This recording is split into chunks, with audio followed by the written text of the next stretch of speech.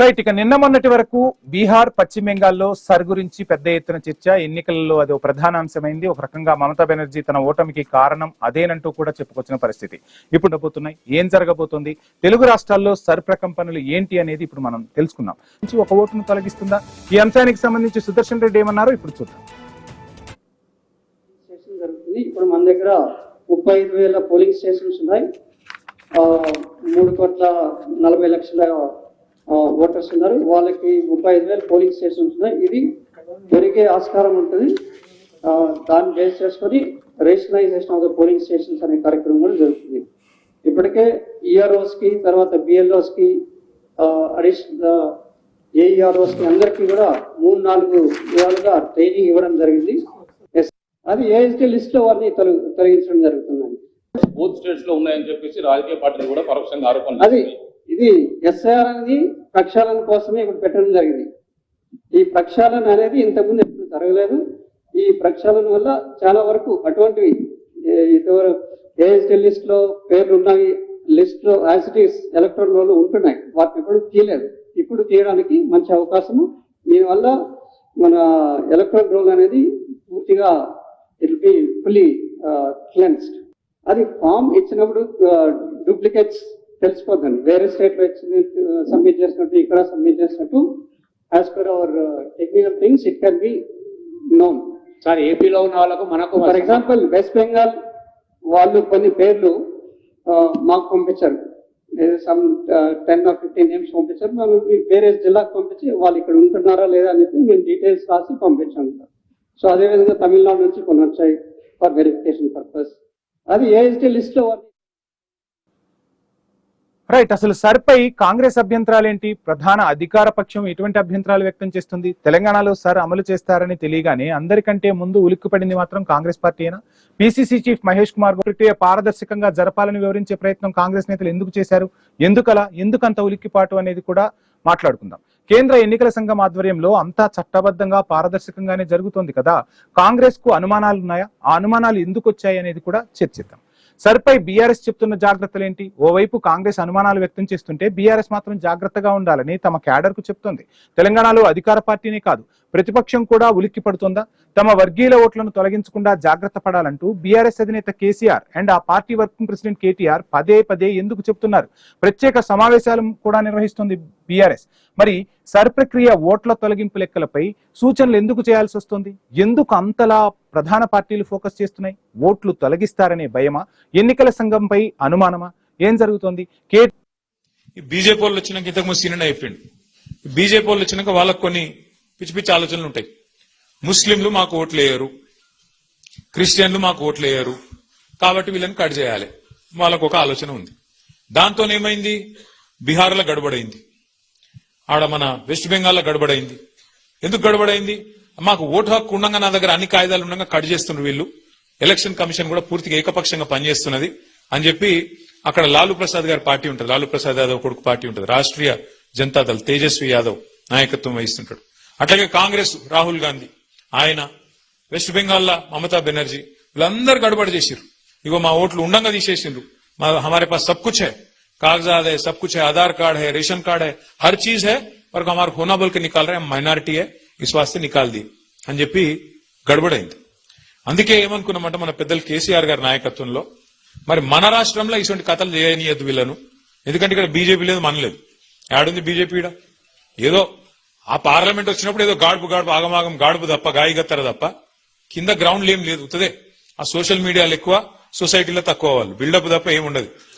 కానీ వాళ్ళు ఎదురు చూస్తారు, గోతికాడ నక్కలాగా ఎదురు చూస్తారు. రానన్న సందు దొరకపోతుందా, ఏదన్నా దొరకపోతుందా మనకు, ఇలా మెల్లగా ఫిట్టింగ్ పెట్టి ఏదో తిరిగా సొచ్చుక రావాలి, సనత్ నగర్ లో కూడా మెల్ల గుసాయించాలి అని ఒక ఆలోచనలో వాళ్ళు ఉన్నారు.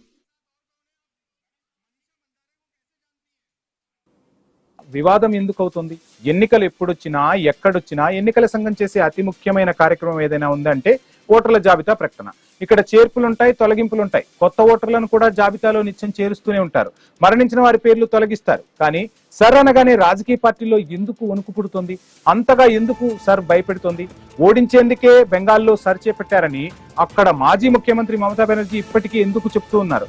అంతలా సర్లో ఏం జరుగుతుంది అనేది కూడా చర్చిద్దాం.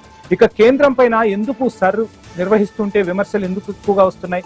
ఎప్పుడు జరిగేది అంతే కదా, కాంగ్రెస్ ప్రభుత్వ హయాంలో కూడా ఇటువంటివి జరిగాయి. కానీ సర్ అనేసరికి ఎందుకు ఒక్కసారిగా అన్ని రాజకీయ పార్టీలు కేంద్ర ప్రభుత్వంపై విరుచుకుపడుతున్నాయి?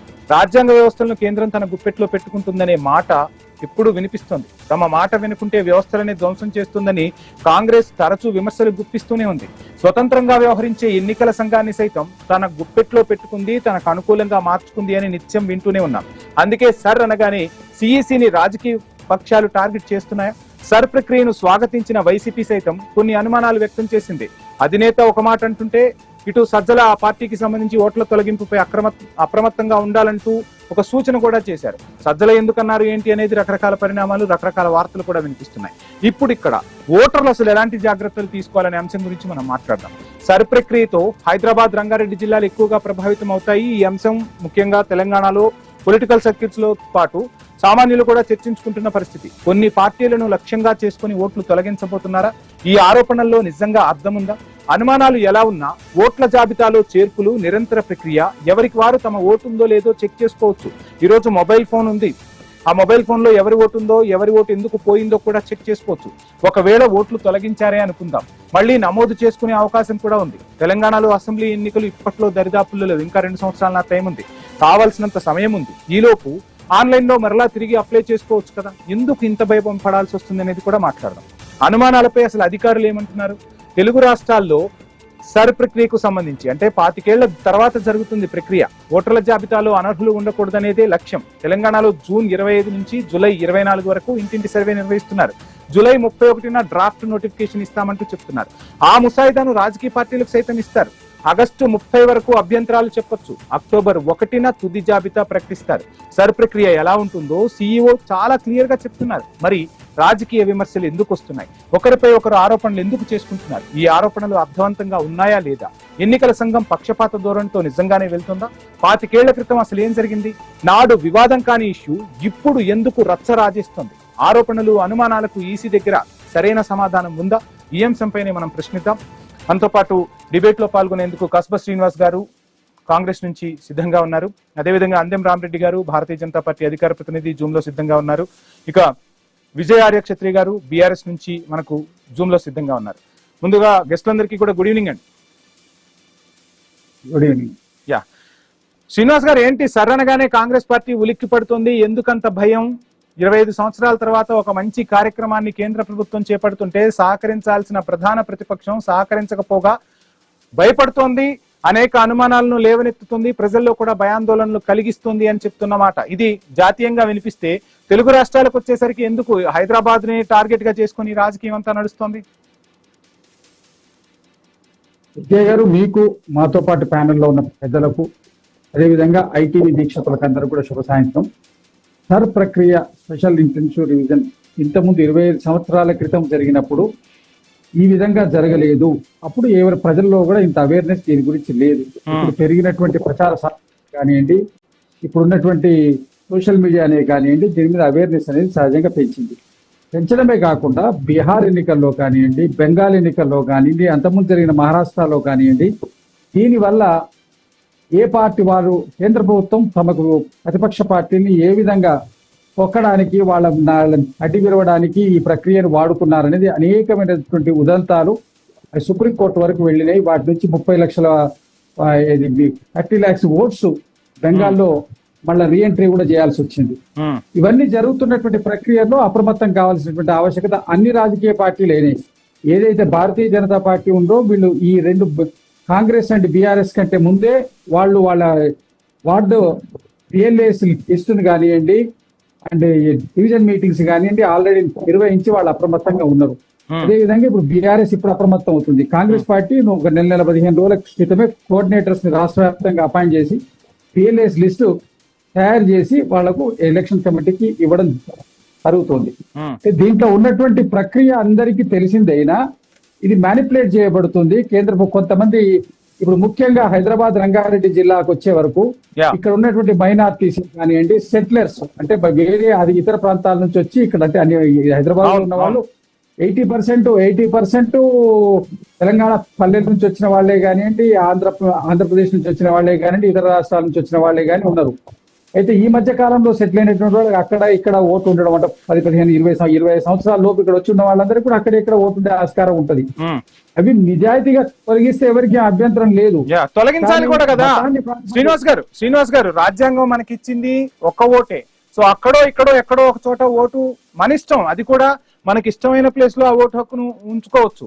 సో అంత స్వేచ్ఛ ఇచ్చింది. సో ఆ విధంగానే సరి కూడా ముందుకు పోతుంది. ఇంకెందుకు అభ్యంతరాలు?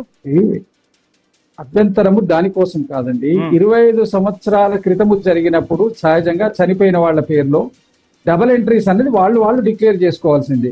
గవర్నమెంట్ ఇప్పుడు మీరు ఆధార్ నో ఏదో లింక్ చేసి చూసుకునేటువంటి అవకాశం ఇప్పుడు కూడా లేదు. వాళ్ళు ఇంటెన్షనల్ గా వాళ్ళంతా వాళ్ళు తీసేసుకోవాలి. ఇప్పుడు ఆధార్ ని కూడా దీనికి లింక్ చేయడానికి లేదు. కాబట్టి వాళ్ళు సెల్ఫ్ డిక్లరేషన్ తోటి అప్పుడు అదే ఉంది, ఇప్పుడు అదే ఉంది. కాకపోతే ఇక్కడ ఏంటంటే ఆల్రెడీ వేరే దగ్గర ఉన్నదని కంప్లైంట్ వచ్చిందని ఫేక్ కంప్లైంట్స్ ని క్రియేట్ చేసి ఇప్పుడు భారతీయ జనతా పార్టీ అందరికంటే ముందు ఎందుకు అప్రమత్తమైందంటే ఎక్కడెక్కడ ఎవరు ఓట్లు తీసేయాలి, ఏ బూత్ లో ఏ కాంగ్రెస్ పార్టీ ఓట్లేవి, మైనార్టీ ఓట్లేవి, వేరే పార్టీ ఓట్లు, మనకు రానటువంటి ఓట్లు బీఆర్ఎస్ ఓట్లేవి, అవి మొదలు తీసేయడానికి 2 పార్టీల కంటే ముందు అవి భారతీయ జనతా పార్టీ సన్నద్ధమై ఉన్నది. ఇక్కడ ఈ సన్నద్ధమైనటువంటి వారు సన్నద్ధమైన తర్వాత మిగిలిన పార్టీలు సన్నద్ధం అవుతుండ్రు. కావాలంటే మీరు యథార్థంగా గ్రౌండ్ రియాలిటీ కనుక్కోండి. నేను చెప్తుంది, నేను కూడా ఎలక్షన్ కమిటీ మన PCC and election coordination committee member ను, జనరల్ సెక్రటరీ కూడా ఉన్నాం కాబట్టి నాకు దీని గురించి పూర్తిగా అవగాహన ఉన్నది బాగా. అయితే ఇప్పుడు ఈ రోజు కూడా మాకు మీటింగ్ జరిగి దీని మీద హైదరాబాద్ పార్లమెంట్ మీద మాకు రివ్యూస్ అన్ని అవుతున్నాయి. ఇన్ని పార్లమెంట్స్ మీద రివ్యూస్ అవుతున్నాయి. పార్టీ ఎందుకు సీరియస్ గా తీసుకుందంటే కేవలం బెంగాలు అండ్ బీహారే కాక మిగిలిన రాష్ట్రాల్లో జరిగినటువంటి దగ్గర కూడా ప్రతి దగ్గర భారతీయ జనతా పార్టీ ఆ రాష్ట్రాల్లో బాగా వేయాలనుకుంటే ముందు సర్ను ఒక సాధారణంగా ముందు పెట్టుకొని ముందుకెళ్తుంది. ఈ ముందుకెళ్లేటువంటి దానికి మరి ఎవరి వాళ్ళు స్కిన్ కాపాడుకోవాలి కదా, ఎవరి వాళ్ళు ప్రొటెక్షన్ చేసుకోవడానికి అలర్ట్ అవ్వడంలో దీంట్లో ఉన్నటువంటి తప్పు లేదు. యథార్థంగా చనిపోయిన వాళ్ళ పేర్లే కానివ్వండి, డబుల్ ఎంట్రీస్ ఉన్నటువంటి పేర్లే కానివ్వండి తీసేస్తే ఎవరికేం అభ్యంతరం లేదు. కానీ వాళ్ళు ఉద్దేశపూర్వకంగా వీళ్ళు ఈ ఓట్లు మనకు రావు కాబట్టి ఎక్కడో ఉందని చెప్పి వీళ్ళ పేర్లు తొలగించడానికి ఎవరైనా కంప్లైంట్ చేస్తే ఆ ఓట్లు తొలగించడం జరుగుతుంటది. అట్లాంటి ప్రక్రియ ఎక్కువ జరిగే అవకాశం ఉంది. మళ్ళీ మీరు అన్నట్టు రీఎంట్రీ అంత ఈజీగా అవ్వట్లేదు. దానికి అనేకమైన టెక్నికల్ ప్రాబ్లమ్స్ పెట్టి రీఎంట్రీ కాకుండా చూస్తున్నారు. కాబట్టి ఈ ప్రక్రియలో కొంత పారదర్శకత లోపించింది అన్న విషయాన్ని నిన్న మా పిసిసి అధ్యక్షులైనటువంటి మహేష్ కుమార్ గౌడ్ గారు, మా ఎంపీలు, ఎమ్మెల్యేలు సో రీఎంట్రీకి సంబంధించి కొంత అవగాహన ఉండాలి, ఈజీగా రీఎంట్రీ చేసుకునే వెసులుబాటు ఉండాలంటారా?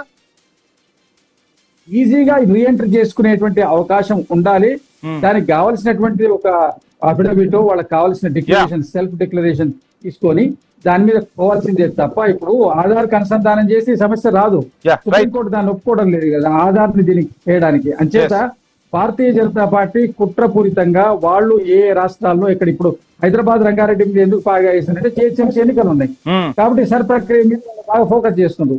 జిహెచ్ఎంసీ ఎన్నికల లోపల మైనార్టీ ఓట్స్ ఇప్పుడు అందుకే ఎంఐఎం కూడా అలర్ట్ అయింది. ఎంఐఎం కూడా అలర్ట్ అయ్యి వాళ్ళు కాపాడుకునే ప్రక్రియ ఒక్క దగ్గర చేసినప్పుడు అప్రమత్తంగా లేరండి. శ్రీనివాస్ గారు మళ్ళీ వస్తా. శ్రీనివాస్ గారు మాట్లాడదాం, ఈ అంశం గురించి మాట్లాడదాం. రామరెడ్డి గారు ఏంటి ఎక్కడైనా ఓటర్ల మనసును గెలుచుకొని అధికారంలోకి రావాలి కానీ ఓట్లను తొలగించి, సో మీ వర్గం ఓట్లు ఉంచుకొని ఇతర వర్గాల ఓట్లను తొలగించి భారతీయ జనతా పార్టీ అధికారంలోకి వస్తుంది.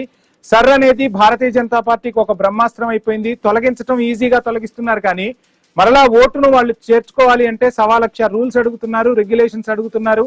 ఖచ్చితంగా ఓటు చేర్చుకోవాలి మరలా అంటే ఇబ్బందులు తలెత్తే పరిస్థితులు క్రియేట్ చేసి ఒక రాజకీయ చదరంగం భారతీయ జనతా పార్టీ ఆడుతుంది అనేది మీపై వినిపిస్తున్న విమర్శ. ఏం చెప్పదలుచుకున్నారు? తెలుగు రాష్ట్రాల్లో సర్ను స్వాగతిస్తూనే ఎవరికి వాళ్ళు అప్రమత్తంగా ఉంటున్నారు. ఎలా చూస్తున్నారు ఈ అంశాన్ని? గత 12 సంవత్సరాలుగా కాంగ్రెస్ ఓటమిని ఎదుర్కొంటుంది. దానికి వాళ్ళ తప్పులు తెలుసుకోకుండా ఆడలేక మధ్యలో బాగాలేదు అన్నట్టు దానిలో బీజేపీ మీద భయంకర విషప్రచారం చేస్తుంది.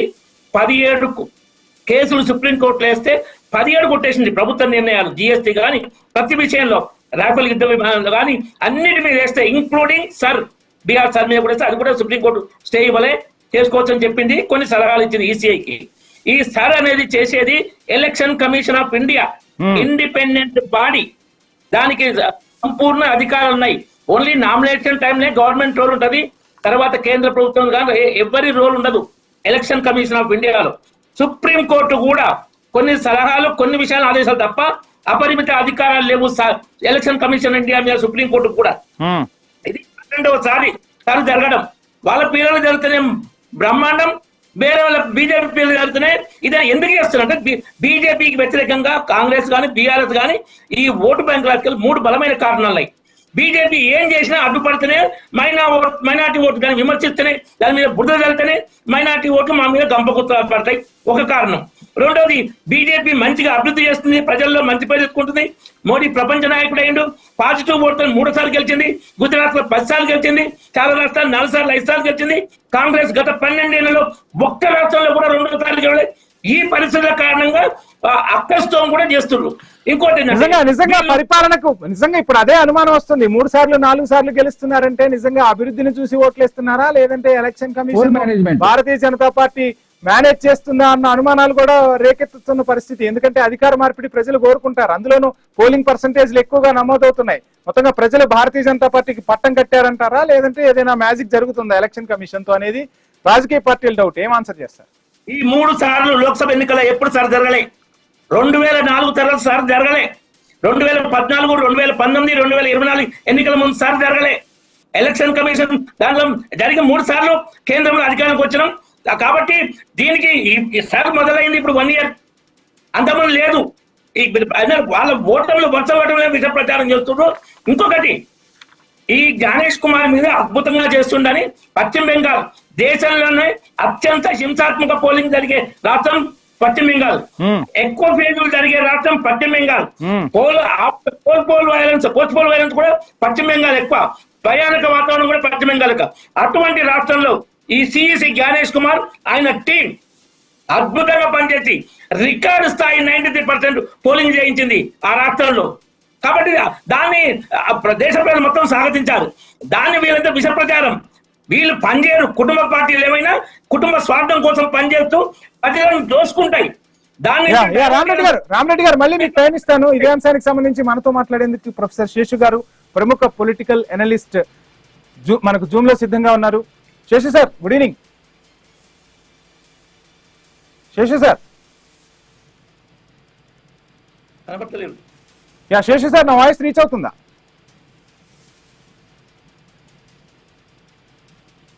వాయిస్ కట్ అన్నట్టుంది, మళ్ళీ తీసుకునే ప్రయత్నం చేద్దాం. సో ఒకసారి విజయార్య క్షత్రి గారు, ఏంటి మొత్తంగా సర్ అనేది జరుగుతుంది, అటు మీ పార్టీ అధినేత, వర్కింగ్ ప్రెసిడెంట్ ఇద్దరు కూడా జాగ్రత్తగా ఉండాల్సిన సమయం ఇది అని చెప్తున్నారు. సో ఏంటి అసలు హైదరాబాద్ రంగారెడ్డికి సంబంధించి పెద్ద ఎత్తున ఓట్ల తొలగింపు జరగబోతుంది, కొన్ని పార్టీలకు మేలు జరగబోతుంది, కొన్ని పార్టీలకు ఒక రకంగా చెప్పాలంటే బాధాకరమైన విషయం అని చెప్తున్నారు. అందులోనూ బీఆర్ఎస్ కు సంబంధించి మొన్న అసెంబ్లీకి జరిగిన ఎన్నికల్లో హైదరాబాద్ రంగారెడ్డిలోనే కొన్ని సీట్లు కూడా ఎక్కువగా వచ్చిన పరిస్థితి. సో ఎలా చూస్తున్నారు, ఏం చేయబోతున్నారు, సర్ను స్వాగతిస్తున్నారా, ఎటువంటి జాగ్రత్తలు తీసుకోబోతున్నారు, ఏం జరుగుతుంది? ఇక్కడ ఈ స్పెషల్ ఇంటెన్సివ్ రివిజన్ మీద ఇంత రాద్ధాంతం జరగడానికి మూల కారణాలను మనం పరిశీలించాలి వాస్తవంగా.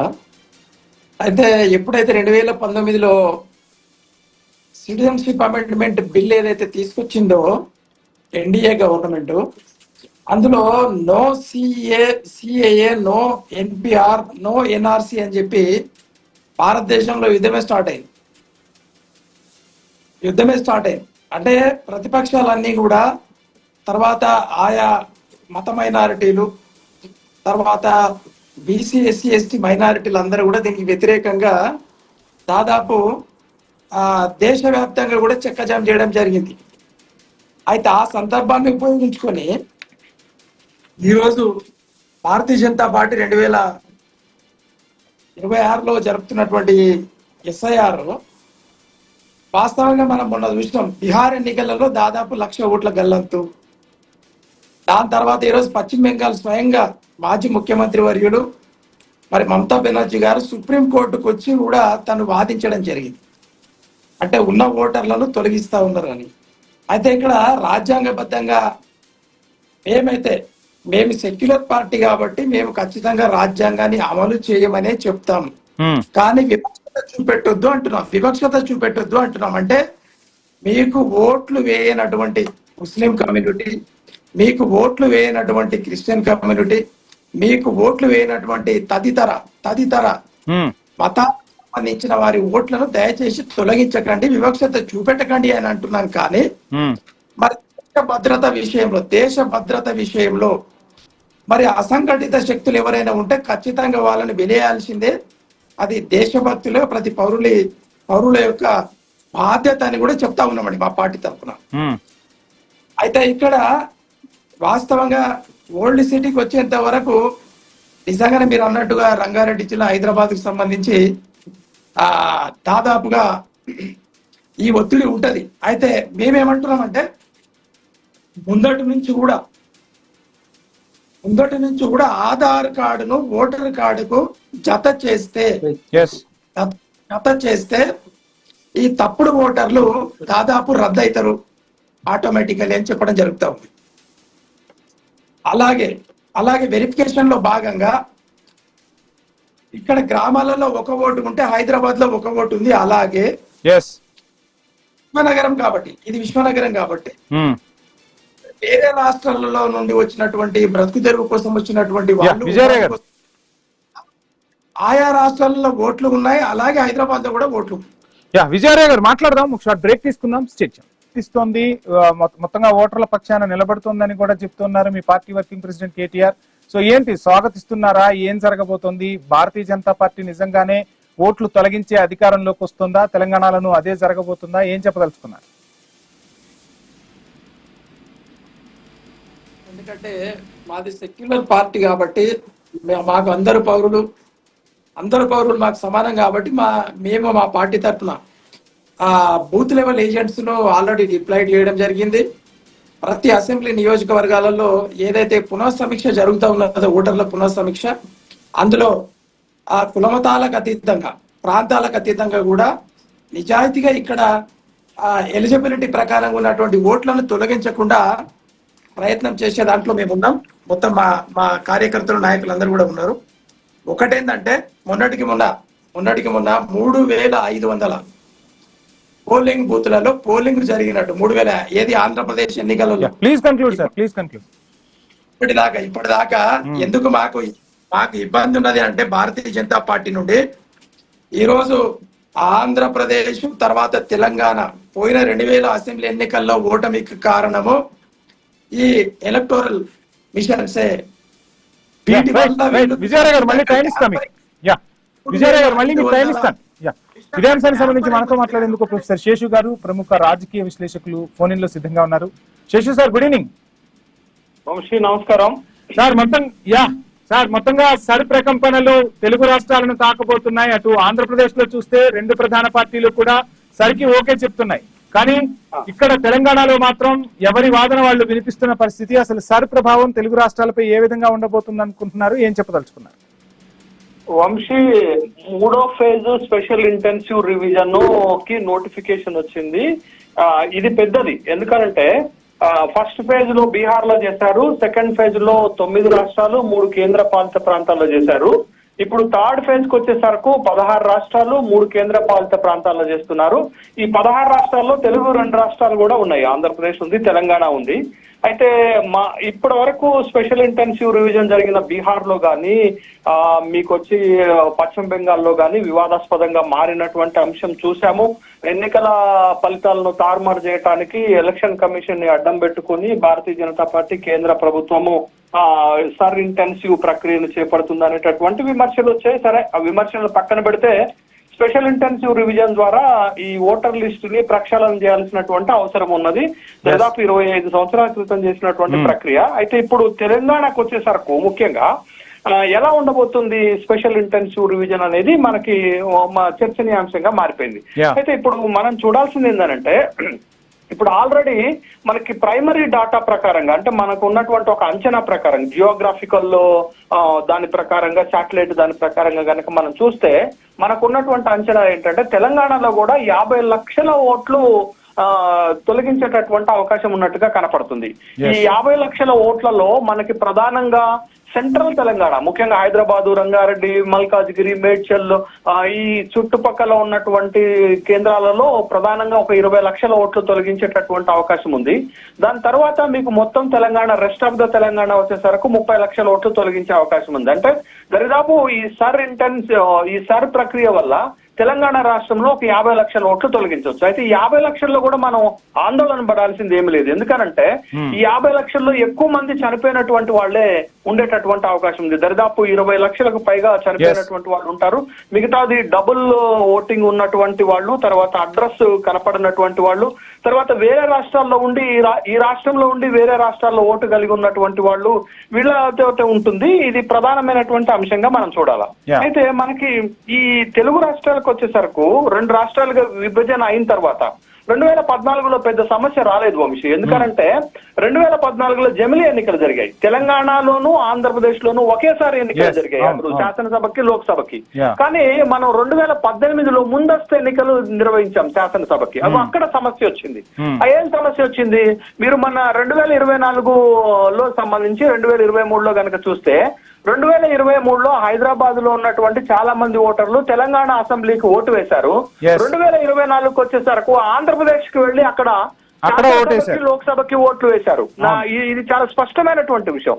హైదరాబాద్ లో ఉన్నటువంటి ఆంధ్రప్రదేశ్ కు సంబంధించినటువంటి వాళ్ళు అక్కడ తమ గ్రామాల్లో ఓటు హక్కును కొనసాగిస్తూ వాళ్ళు హైదరాబాద్ లో బ్రతుకు తెరువు కోసం ఉంటున్నటువంటి సందర్భం.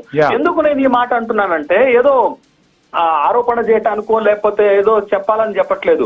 మీకు సంక్రాంతి పండుగ వస్తే హైదరాబాద్ నుంచి ఆంధ్రప్రదేశ్ కి సొంత గ్రామాలకు తరలి వెళ్లేటటువంటి వాళ్ళ సంఖ్య లక్షల్లో ఉంటుంది.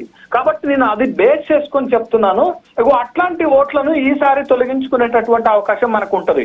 అయితే ఆంధ్రప్రదేశ్ లో ఉంటాడా ఓటరు, లేకపోతే తెలంగాణలో ఉంటాడా, ఆ చాయిస్ వాళ్ళకి వెళ్లేటటువంటి అవకాశం ఉంటుంది. కాబట్టి ఈ ప్రక్షాళనతోటి ఈ ఆరోపణలు పోతాయి. ముఖ్యంగా 2024 ఆంధ్రప్రదేశ్ ఎన్నికల్లో ప్రధానమైనటువంటి ఆరోపణలు వస్తున్నాయి కదా. ప్రభాకర్ గారు లేవనెత్తుతున్నటువంటి అనేకమైనటువంటి ఆరోపణలు వస్తున్నాయి కదా. ఈవీఎంల ట్యాంపరింగ్ తో సహా ఇట్లా డబుల్ ఓట్స్ చేశారనేటటువంటి ఆరోపణలు వస్తున్నాయి కదా. వాటన్నిటిని మనం ఈ సర్ ప్రక్రియ ద్వారా సరి చేసుకునేటటువంటి అవకాశం ఉంటుంది. అయితే ఇక్కడ మనం గమనించాల్సింది ఏంటంటే ఒక అభ్యంతరాలు అయితే వస్తున్నాయి. ఆ అభ్యంతరాలు ఏంటి వంశీ అంటే ఎలక్షన్ కమిషన్ ఆఫ్ ఇండియా ఈ సర్ ప్రక్రియ చేపట్టేటప్పుడు కొన్ని పార్టీలకు అనుకూలంగా వ్యవహరిస్తుంది అనేటటువంటి అభిప్రాయం కలుగుతుంది. అనుమానాలు కూడా కలుగుతున్నాయి. ఎందుకు? నేను ఒక ఉదాహరణ చెప్తాను మీకు, చాలా వ్యాలిడ్ ఉదాహరణ చెప్తాను. వ్యాలిడ్ ఉదాహరణ ఏంటంటే ఇందాక రామరెడ్డి అన్న చెప్తున్నప్పుడు నేను విన్నాను, అద్భుతం జరిగింది వెస్ట్ బెంగాల్ అంటే నిజంగానే అద్భుతం జరిగింది. ఏం అద్భుతం జరిగింది? ఒక రాజ్యాంగబద్ధమైన సంస్థ, స్వతంత్ర ప్రతిపత్తి కలిగినటువంటి ఎలక్షన్ కమిషన్ ఆఫ్ ఇండియా లాంటి సంస్థలు నిష్పక్షపాతంగా పారదర్శకంగా వ్యవహరించాల్సినటువంటి దగ్గర బయాస్డ్ గా వ్యవహరిస్తుంది, కొందరికి ఫేవర్ చేసేటటువంటి వ్యవహారం ఉంది. దానికి ఉదాహరణ చెప్తున్నాను. ఫరక్కా అనేటటువంటి శాసనసభ స్థానంలో కాంగ్రెస్ పార్టీ గెలిచింది 2 శాసనసభ స్థానాలు. ఒకటి ఫరక్కా. ఆ ఫరక్కాలో ఇప్పుడు గెలిచినటువంటి వ్యక్తి ముస్లిం వ్యక్తి గెలిచాడు, మెహబూబ్ ఖాన్ గెలిచాడు. అయితే మెహబూబ్ ఖాన్ పాపం ఎన్ని తిప్పలు పడ్డాడంటే ఎన్నికల్లో గెలవటానికి, పోటీ చేయడానికి అతని ఓటుని ఓటర్ లిస్ట్ నుంచి తీసేసింది ఎలక్షన్ కమిషన్. ఎందుకు తీసేసింది తెలుసా? కేవలం స్పెల్లింగ్ తప్పు ఉందని. అది ఎప్పుడైనా ముస్లిం పేరు రాసేటప్పుడు ఖచ్చితంగా స్పెల్లింగ్ తప్పు పోతుంది. స్పెల్లింగ్ తప్పు ఉన్నదని అతని పేరు తీసేస్తే అతను ఆధార్ కార్డు పట్టుకొని సుప్రీం కోర్టుకు వెళ్లి రేపటికి నామినేషన్ చివరి రోజు అనంగా ముందు రోజు ఆర్డర్ తెచ్చుకొని నామినేషన్ వేసి ఎన్నికల్లో పోటీ చేసి అతను గెలిచాడు. అంటే ఒక ఎమ్మెల్యే స్థాయి వ్యక్తి, ఎమ్మెల్యే గెలిచిన స్థాయి వ్యక్తి కూడా తన ఓటును కాపాడుకోవడానికి సుప్రీం కోర్టును ఆశ్రయిస్తే మరి సాధారణ ఓటర్ పరిస్థితి ఏంటిది వంశీ? సాధారణ వ్యక్తుల యొక్క పరిస్థితి ఏమిటి వంశీ? కాబట్టి వాళ్ళ నిష్పక్షపాతంగా ఎన్నికల సంఘము ఓటర్ లిస్టు ప్రక్షాళన చేయాల్సిన దగ్గర అనుమానాలకు తావిచ్చే విధంగా చేయటంతో ఈ విధమైనటువంటి ఆరోపణలు వస్తున్నాయి. Right sir, thank you sir, thank you Seshu sir. అదేవిధంగా రామరెడ్డి గారికి, విజయార్య గారికి, శ్రీనివాస్ గారికి ధన్యవాదాలు. సో మొత్తంగా స్పెషల్ ఇంటెన్సివ్ రివిజన్ చేయాల్సిన అవసరం ఉంది, కానీ నిష్పక్షపాతంగా చేయాల్సిన అవసరం అయితే ఉంది. రాజ్యాంగం అనేది ఓటు హక్కు మనకు కల్పించింది. ఆ ఓటు హక్కుతోనే ప్రజాస్వామ్యం అనేది పరిడవిల్లుతుంది. అటువంటి ఓటు హక్కును రాజకీయ పార్టీలకు అతీతంగా స్వతంత్ర సంస్థలు ఆ ఓటు హక్కును ప్రజలకు అందించాల్సిన బాధ్యత ప్రకారం వ్యవహరిస్తే సార్తో ఎటువంటి ఆటంకాలు ఉండవు అనేది మాత్రం సుస్పష్టం. ఆ విధంగానే అడుగులు పడతాయని కూడా మనం ఆశిద్దాం. ఇక రెండో అంశం మనం చూస్తే పశ్చిమాసియా మళ్ళీ